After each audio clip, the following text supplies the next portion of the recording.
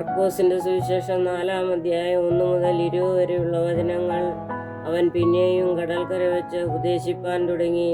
അപ്പോൾ ഏറ്റവും വലിയ പുരുഷാരം അവന്റെ അടുക്കൽ വന്നുകൂടുക കൊണ്ട് അവൻ പടകിൽ കയറി കടലിൽ ഇരുന്നു. പുരുഷാരമൊക്കെയും കടലരികെ കരയിൽ ആയിരുന്നു. അവൻ ഉപമകളാൽ അവരെ പലതും ഉപദേശിച്ചു. ഉപദേശത്തിൽ അവരോട് പറഞ്ഞത് കേൾപ്പിൻ. വിതയ്ക്കുന്നവൻ വിതപ്പാൻ പുറപ്പെട്ടു.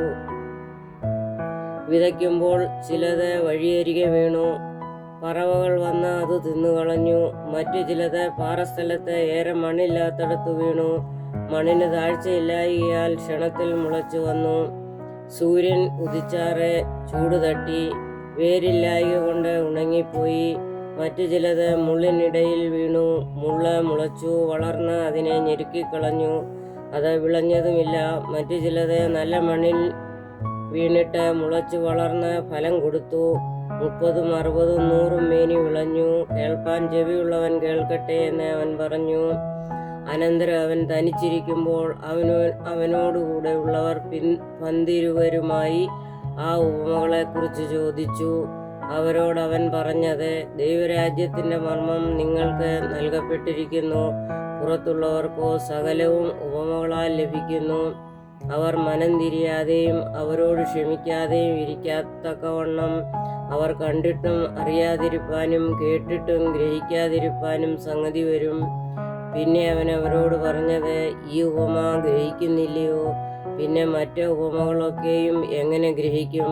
വിതയ്ക്കുന്നവൻ വചനം വിതയ്ക്കുന്നു.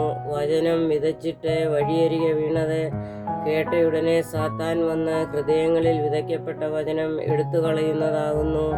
അങ്ങനെ തന്നെ പാറസ്ഥലത്ത് വിതച്ചത് വചനം കേട്ടയുടനെ സന്തോഷത്തോടെ കൈക്കൊള്ളുന്നവരെങ്കിലും അവർ ഉള്ളിൽ വേരില്ലാതെ ക്ഷണികന്മാരാകുന്നു. വചന നിമിത്തം ഉപദ്രവമോ പീഡയോ ഉണ്ടായാൽ ക്ഷണത്തിൽ ഇടറിപ്പോകുന്നു.